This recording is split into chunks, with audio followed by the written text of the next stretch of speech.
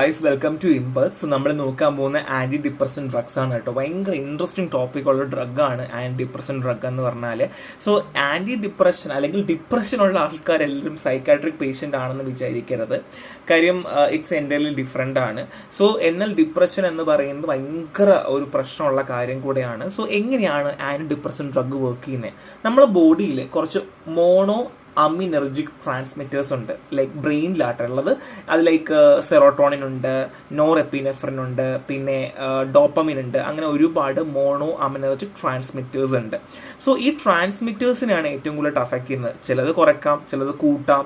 So റീഅപ്ടേക്സിനെ കുറയ്ക്കാം. അങ്ങനെ ഒരുപാട് രീതിയിലാണ് ഇത് അഫക്റ്റ് ചെയ്യുന്നത്. അപ്പോൾ ഇത്രയേ ഉള്ളൂ, അമിനെർജിക് ട്രാൻസ്മിഷനെയാണ് ബാധിക്കുന്നത്. ഇത് മാത്രമേ ഉള്ളൂ, ലൈക്ക് സെറോട്ടോണിൻ നോറെപ്പിനെഫ്രിൻ ആണെന്നുള്ളത് മാത്രമേ ഉള്ളൂ.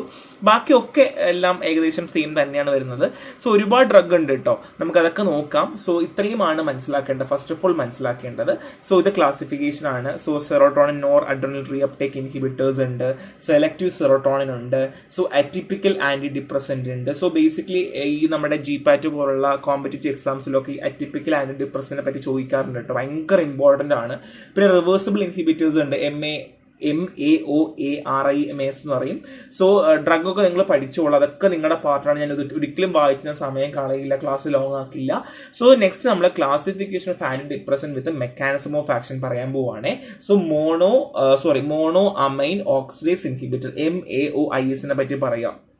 സോ പണ്ട് മുതലേ ഉപയോഗിച്ചുകൊണ്ട ഡ്രഗാണ് ഈ MAOIS എന്ന് പറഞ്ഞാൽ കേട്ടോ.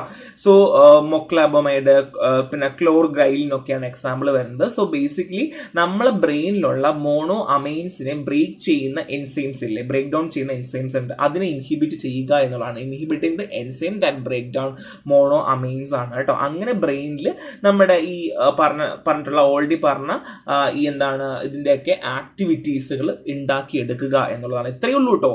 നമ്മുടെ drugs inhibiting enzyme that break down monoamines. So മോണോഅമൈൻസിനെ അവിടെ ഫെസിലിറ്റേറ്റ് ചെയ്യുക അല്ലെങ്കിൽ അവൈലബിൾ ആക്കുക എന്നുള്ളത് മാത്രമേ അവിടെ ഉള്ളൂ. And next one is TCAs ആണ്, ട്രൈസൈക്ലിക് ആൻറ്റി ഡിപ്രസൻസ് ആണ്. സോ ഇതൊരു സെക്കൻഡ് ജനറേഷൻ ആണ് കേട്ടോ. സെക്കൻഡ് ജനറേഷൻ ആണ്. ഇമിപ്രാമിൻ, അമിട്രിപ്റ്റിനൊക്കെയാണ് എക്സാമ്പിൾ വരുന്നത്. പക്ഷെ ഇവിടെ ഒരു വ്യത്യാസമുണ്ട്. ഇവിടെ എന്ന് വെച്ചാൽ uptake of nor adrenal and സെറോട്ടോണിനെയാണ് ഇൻഹിബിറ്റ് ചെയ്യുന്നത്. Uptake of nor adrenal and സെറോട്ടോണിനെയാണ് എന്ത് ചെയ്യുന്നത്, ഇൻഹിബിറ്റ് ചെയ്യുന്നത്.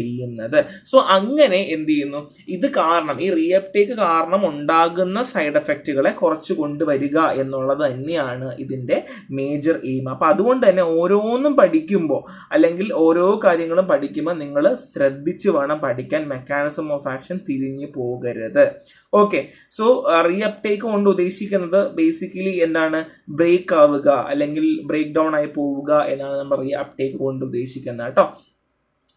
So next one is selective serotonin reuptake inhibitors ആണ്. സോ നമ്മുടെ ഈ സെറോട്ടോണിനെയൊക്കെ ബ്രേക്ക് ഡൗൺ ആയി പോകുന്നതിനെ കുറയ്ക്കുക എന്നുള്ളതാണ് ബേസിക്കലി നമ്മൾ നോക്കുന്നത്. സോ ഇവിടെ ന്യൂവർ ഡ്രഗ് ഓഫ് ക്ലാസ്സിലേക്ക് ഫ്ലൂക്സെക്റ്റിൻ, പാരോക്സെക്റ്റിൻ ഒക്കെയാണ് എക്സാമ്പിൾ വരുന്നത്. സോ സ്പെസിഫിക്കലി സെറോട്ടോണിനാണ് ടാർഗറ്റ് ചെയ്യുന്നത്, വേറൊന്നുമില്ല. And next serotonin and nor adrenal reuptake inhibitor ആണ്. ഇവിടെയും സെറോട്ടോണിനും നോർ അഡ്രിനലിനെയാണ് നോക്കുന്നത്. അപ്പം ബേസിക്കലി നമ്മളെ ബോഡിയിലുള്ള അല്ലെങ്കിൽ നമ്മളെ ബ്രെയിനകത്തുള്ള ഈ പറഞ്ഞിട്ടുള്ള അമൈൻസുകൾ ബ്രേക്ക് ഡൗൺ ആയി പോകരുത് അല്ലെങ്കിൽ പോകാതിരിക്കരുത്. അതിന് വേണ്ടിയിട്ട് ഉപയോഗിക്കുന്ന ഡ്രഗ്സുകളാണ് നമ്മൾ പഠിക്കുന്നത്.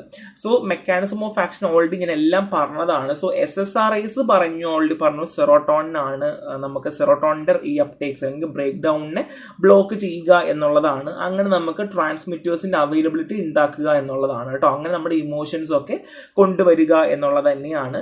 സൈഡ് എഫക്റ്റ് ഉണ്ട് കേട്ടോ. ഓവർഡോസ് ഒക്കെ വന്നു കഴിഞ്ഞാൽ ഭയങ്കര ടോക്സിറ്റി ഉണ്ടാകും. ഇതിന്റെ ഏറ്റവും വലിയൊരു പ്രശ്നം ഓവർഡോസ് വന്നാൽ ഓവർ ടോക്സിറ്റി ഉണ്ടാകും. അത് മാത്രമല്ല നമ്മുടെ ന്യൂറോ ട്രാൻസ്മിറ്റർ സിസ്റ്റത്തിനെയൊക്കെ ബാധിക്കുകയൊക്കെ ചെയ്യും കേട്ടോ. സോ ഓൾറെഡി SSRIസിന് എക്സാമ്പിൾ നമ്മളെ ക്ലാസിഫിക്കേഷൻ കണ്ടു. സെർട്ടാലൈന്, പെറോക്സെറ്റിൻ ഒക്കെയാണ് എക്സാമ്പിൾസ് വരുന്നത്. സോ അതിൻ്റെതായ ഫാർമോകൈനറ്റിക് പ്രോപ്പർട്ടീസ് ഉള്ള സൈഡ് എഫക്റ്റുകളും ഉണ്ട് എന്നുള്ളതാണ് കേട്ടോ. So next one is escitalopram ആണ്. സോ എസിറ്റലോപ്രാം എന്ന് പറയുന്നത് SSRIs ആണ്. So basically primary and allosteric site of serotonin transporters. So എവിടെയൊക്കെയാണ് ബൈൻഡ് ചെയ്യുന്നത്, അല്ലെങ്കിൽ ഈ എസിറ്റലോപ്രാമിന്റെ മെക്കാനിസം ഓഫ് ആക്ഷൻ പറയുന്നത് സെറോട്ടോണിൻ ട്രാൻസ്പോർട്ടറിലോ അല്ലെങ്കിൽ എന്താണ് allosteric site of the serotonin transporter. ഒന്നുകിൽ നിങ്ങൾ പഠിക്കേണ്ടത് അലോസ്റ്ററിക് സൈറ്റ് എന്ന് പഠിക്കുക, ഇല്ലെങ്കിൽ സെറോട്ടോണിൻ ട്രാൻസ്പോർട്ടറിലെ സൈറ്റ് എന്ന് പഠിക്കുക. അതിനൊന്ന് പഠിക്കുക, ഓർമ്മ ഇടുന്ന പഠിക്കുക കേട്ടോ. സോ അവിടെ പോയിട്ട് ബൈൻഡ് ചെയ്യുകയാണ് ചെയ്യുന്നത്, അങ്ങനെ നമുക്ക് ആക്ഷൻ തരുന്നു എന്നുള്ളതാണ്. സോ ബേസിക്കലി ഡിപ്രഷൻ നമ്മൾ കൊടുക്കാറുണ്ട്. ആങ്സൈറ്റി ഡിസോർഡർ ആണ് നമ്മുടെ മേജർ എയിം കേട്ടോ. അപ്പം ആങ്സൈറ്റി കുറയ്ക്കുക എന്നുള്ളത് തന്നെയാണ് നമ്മുടെ ഏറ്റവും വലിയ ഉപയോഗം എന്ന് പറയുന്നത്. സൈക്കാട്രിക് പേഷ്യൻ്റ് ഒരുപാട് ഉപയോഗിക്കാറുണ്ട്. സ്ട്രെങ്ത് പറയുമ്പോൾ 5 mg ഉണ്ട്, 10 mg ഉണ്ട്, 20 mg ഉണ്ട്, അങ്ങനെ ഒരുപാട് സ്ട്രെങ്ത്തിൽ നമുക്ക് അവൈലബിൾ ആണ് എന്നുള്ളതാണ്. അതുമാത്രമല്ല ഡോസേജ് നമുക്ക് ഫ്ലെക്സിബിൾ ആയിട്ട് കൊടുക്കാനായിട്ട് പറ്റും. സോ ഇത്രയുള്ള ഡ്രഗ് ഇത്രയും ആലോചിക്കുക. അലോസ്റ്റിക് സൈറ്റ് ഓഫ് സെറോട്ടോണിൻ ട്രാൻസ്പോർട്ടിലാണ് ബൈൻഡ് ചെയ്യുന്നത്, ഇത്രയേ ഉള്ളൂ, വേറെ ഒന്നും പറയാനില്ല. സോ 5 mg, 10 mg, 20 mg നമുക്ക് അവൈലബിൾ ആണ് എന്നുള്ളതാണ്.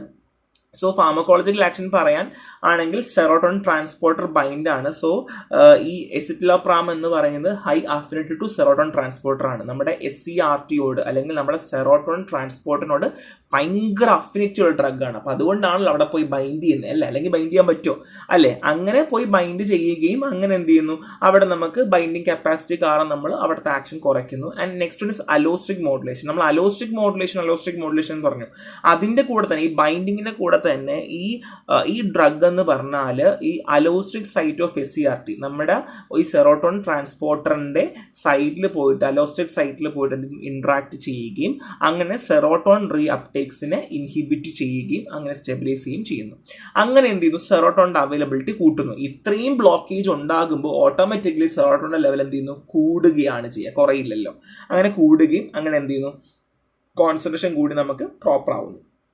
ആൻഡ് ഡൗൺ സ്ട്രീം എഫക്റ്റ് ഉണ്ട്. ക്രോണിക് ആയിട്ടുള്ള അഡ്മിനിസ്ട്രേഷൻ ആണെങ്കിൽ ഒരുപാട് നമ്മൾ ലോങ് ഡ്യൂറേഷനിൽ നമ്മൾ ഡ്രഗ് കൊടുക്കുകയാണെന്നുണ്ടെങ്കിൽ സെറോട്ടോണിൻ റിസപ്റ്റേഴ്സിൽ ചേഞ്ചസ് ഉണ്ടാവും, അഡാപ്റ്റീവ് ചേഞ്ചസ് ഉണ്ടാവുകയും അങ്ങനെ പിന്നെ നമുക്ക് എഫക്റ്റ് വരില്ല, ഒരു ഉപയോഗം വരില്ല. നമ്മുടെ ഇപ്പോൾ എക്സാമ്പിൾ ഇതാണ് സെറോട്ടോണിൻ റിസപ്റ്റർ എങ്കിൽ നമ്മൾ മരുന്ന് കൊടുത്ത് ഈ സൈറ്റ് അങ്ങ് കയറി എന്തെങ്കിലുമൊക്കെ മോഡിഫിക്കേഷൻ വരുത്തും. പിന്നെ എന്ത് ചെയ്യില്ല, നമ്മൾ എത്ര മരുന്ന് കൊടുത്താലും ഒന്നും സംഭവിക്കില്ല എന്നുള്ളതാണ് കേട്ടോ. സോ ക്ലിനിക്കൽ യൂസ് ഉണ്ട്. മേജർ ഡിപ്രഷൻ ഉപയോഗിക്കാറുണ്ട്, പിന്നെ ആങ്സൈറ്റി കൊടുക്കാറുണ്ട്, പാനിക് ഡിസോർഡറിന് കൊടുക്കാറുണ്ട്, സോഷ്യൽ ആങ്സൈറ്റി ഡിസോർഡറിനും കൊടുക്കാറുണ്ട് എന്നുള്ളതാണ്.